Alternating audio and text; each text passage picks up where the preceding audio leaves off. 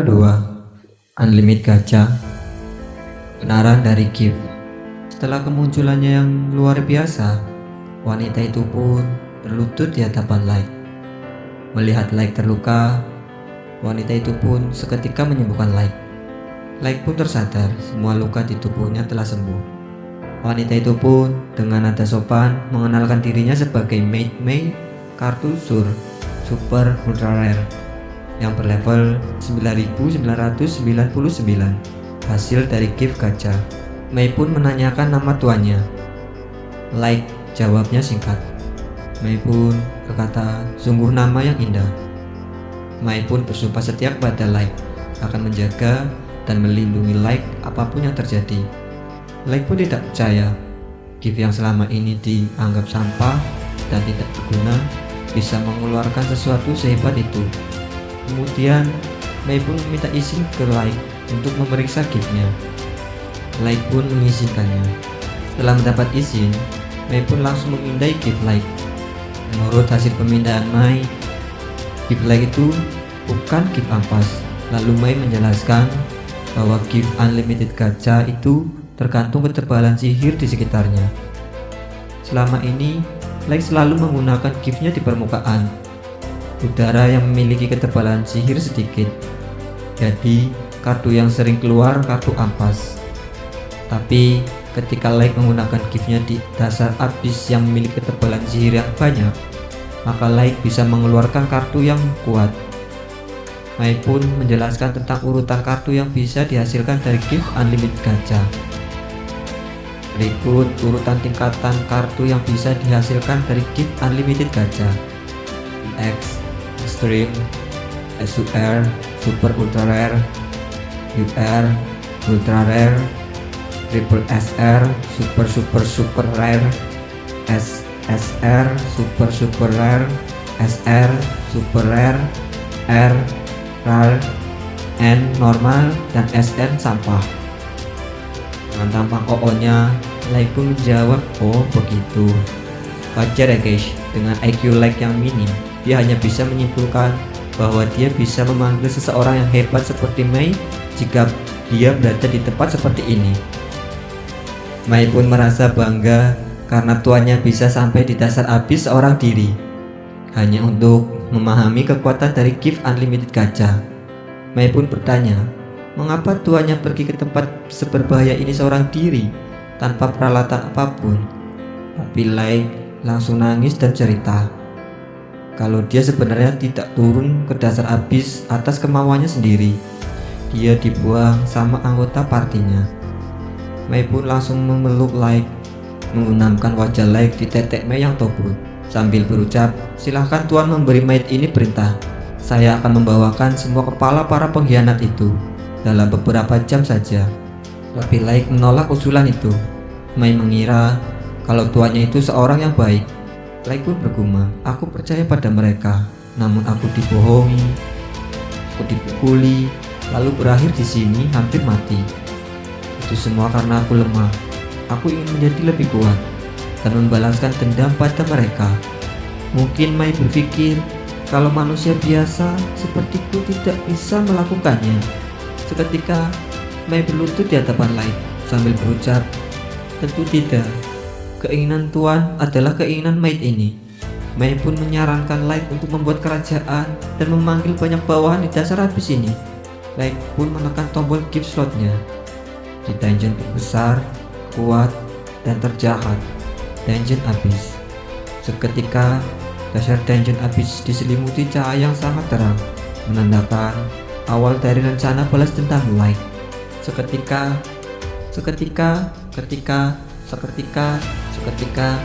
cepur. Chapter 3 Unlimited Gacha. Awal dari pembalasan. Cerita time skip 3 tahun kemudian. Terdengar suara langkah kaki yang disambut oleh para pelayan di kiri dan kanannya. Itu Light yang setelah 3 tahun di dasar abyss telah melakukan jutaan kali menekan tombol slot giftnya. Sambil berjalan, dia berucap kepada para pelayannya, kerjaan kalian bagus. Para pelayan langsung heboh karena kerjaan mereka dipuji sama tuannya. Light pun berjalan menuju ruang latihan. Dari ruang latihan, terdengar suara gaduh dari 3 bawahan Light. Mereka bertiga pun kegirangan karena kedatangan Light. Namun, di saat mereka sedang berbincang, muncul seekor monster Hellhound yang membuat tubuh Light membeku karena teringat kejadian 3 tahun lalu. Para bawahan Light pun langsung berdiri di hadapan Light untuk melindungi tuannya. Dari sini, kita diperlihatkan nama dan level dari ketiga bawahan Light. Aoyuki, penjinak monster, level 9999. Nazuna, kesatria pembasmi vampir, level 9999. Dan Eri, penyihir menara, berlevel 9999. Gacor Kang hasilnya lot like. Ingat, itu like ya guys, bukan kalian. Jadi stop judi online. Setelah membereskan monster itu, Light pun berucap, Mei sudah menghubungiku, mangsa sudah ditemukan. Aku ingin semua orang bersiap. Mereka pun semangat menjalankan rencana dari Mei. Walaupun Eri, sang penyihir menara, agak membenci menjadikan Mei sebagai umpan.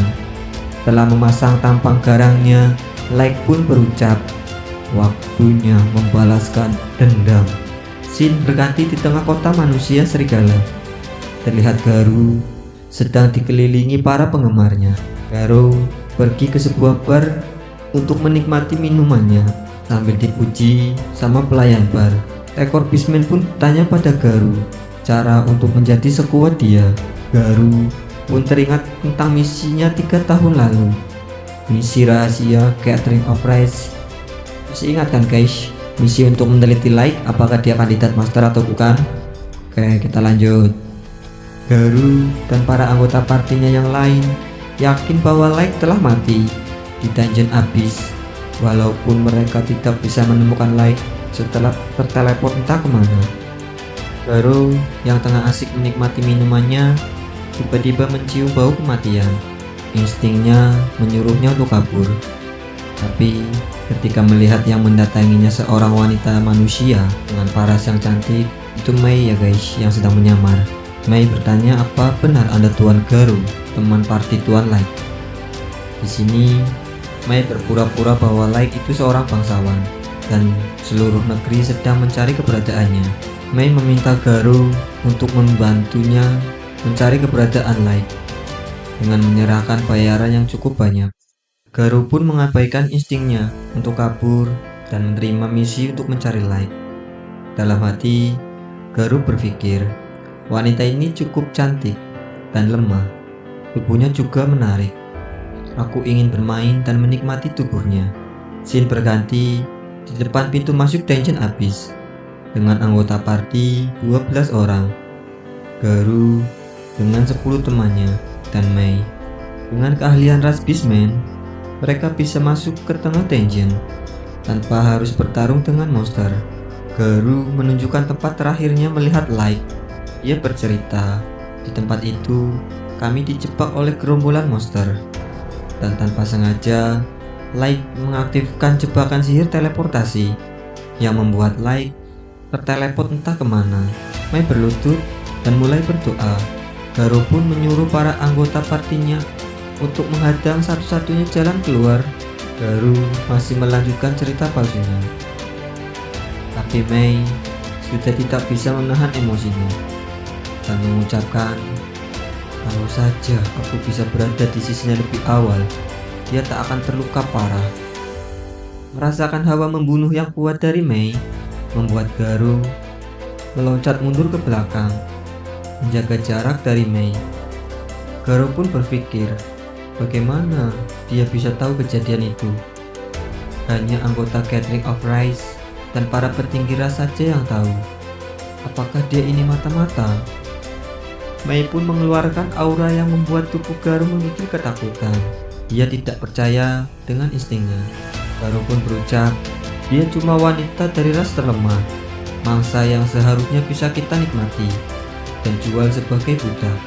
Sebelum Mei bertindak lebih jauh, Light pun keluar entah dari mana sambil berucap, Mei, belum saatnya giliranmu. Garu itu mangsaku. Mai pun menahan auranya sambil berucap, "Baik Tuan."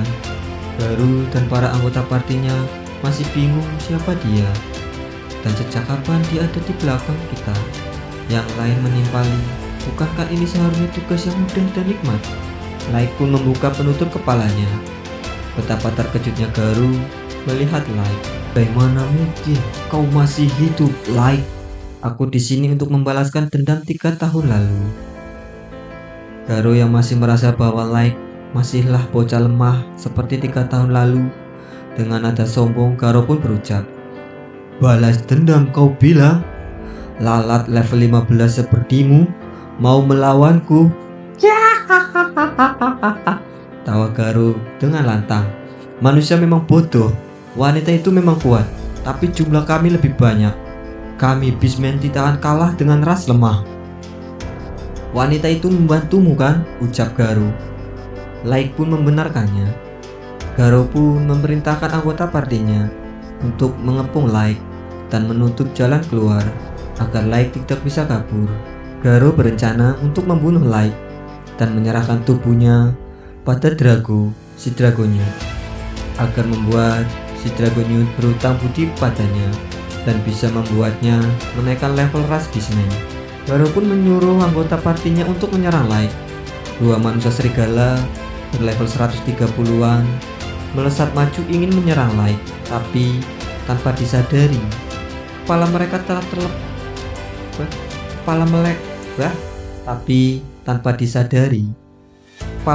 telah terlepas dari tubuhnya. Itulah Mai yang selalu setia melindungi tuannya. Mai pun membungkuk kepada tuannya. Light pun memerintahkan Mai untuk menutup jalan keluar agar tidak ada yang bisa kabur dari tempat itu. Sementara itu, di sisi para Beastmen masih bingung dengan apa yang terjadi. Mereka bahkan tidak bisa melihat gerakan Mai dan tak tahu apa yang telah Mai lakukan. Tapi Garu berhasil menenangkan anggota partinya, mengatakan bahwa itu cuma trik murahan. Garu yang masih merasa sombong bahwa dia yang berlevel 158 tidak mungkin kalah dari ras manusia yang lemah. "Aku manusia, jadi tetap sampah, lahir tanpa bakat dan level. Apa ini sumber kelemahan manusia?" gumam Light. "Kalau begitu, kenapa kepala mereka tergeletak di tanah?" tanya Light. "Jangan sombong makhluk lemah. Ini pasti cuma tipuan licik," ujar Garu sambil menggertakkan giginya. Seketika Garu menyuruh anggota partinya untuk menyerang Light secara bersama-sama. "Semuanya, ikuti perintahku. Serang!" Light cuma berdiri dengan tenang dan mengangkat tongkatnya. Seketika itu, tubuh para Beastmen terhempas ke berbagai arah dan terluka. Light pun berjalan mendekati Garu yang masih tersungkur di tanah sambil berkata, "Ada apa? Apa cuma segitu?" Chapter 5 Unlimited Gacha. Rencana cadangan Garu. Cerita dibuka dengan adegan Garu yang tengah merangkak di tanah. Light pun berjalan mendekati Garu dan menendang perut Garu. Sama seperti 3 tahun lalu yang Garu lakukan kepada Light. Garu bangkit dan meloncat mundur menjauhi dari Light sambil mengoceh merendahkan Light yang cuma ras manusia. Garu pun berbicara dengan lantang. "Beraninya kau meremehkanku. Jangan pikir ini akan mudah. Aku akan membuatmu merasakan keputusasaan. Datanglah Fenrir," sambil membanting bola monster di tangannya yang Garu anggap sebagai kartu trufnya. Bola monster adalah item ajaib dengan monster tingkat tinggi di dalamnya. Monster pun akan mematuhi perintah dari sang pemanggilnya. Garu bergumam, "Sialan, aku harus menggunakan barang yang mahal hanya untuk melawanmu." Munculnya monster Fenrir berlevel 500 membuat Garu dan para anggota partinya yakin bisa mengalahkan Light yang hanya menggunakan trik dari tadi. Light pun berkata, "Level 500 itu terlalu lemah." Garu yang masih menganggap Light ras manusia berlevel rendah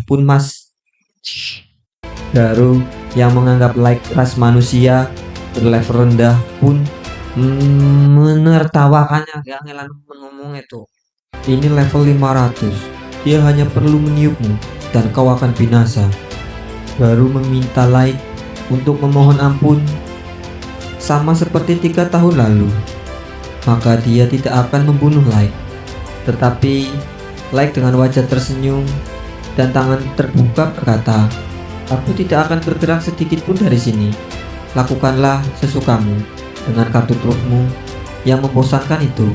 Garu dengan emosi yang memuncak pun menyuruh Fenrir untuk menyerang Like dengan full power. Fenrir pun mematuhi perintah Garu dengan mengumpulkan energi di depan mulutnya dan menembakkan serangan yang mematikan. Garu pun berkata, "Kau akan mati jika terkena serangan mematikan itu." Like muncul dari kepulan asap tanpa terjadi apa-apa pada tubuhnya. Garu dan para anggota partinya pun terkejut akan hal itu. "Wah, tidak ada kerusakan sama sekali. Serangan tadi bukanlah sesuatu yang bisa ditahan pakai item sihir. Satu-satunya penjelasan adalah perbedaan level yang besar." "Oke, sekarang giliranku," ucap Light. Menyebut anjing di sana sebagai Fenrir itu merupakan penghinaan. Jadi, aku akan memanggil yang asli. Light pun mengeluarkan kartu dan berkata, "Rilis." Seketika ruangan Tenjin menjadi terang benderang. Ketika cahaya menghilang, terlihatlah kartu UR Ultra Rare Founder Fenrir level 9000 yang memiliki tubuh lebih besar dan warna bulu putih yang indah. Light pun memerintahkan Fenrir untuk menyerang anjing kecil di sana. Fenrir pun cuma meniupkan angin kecil dari mulutnya.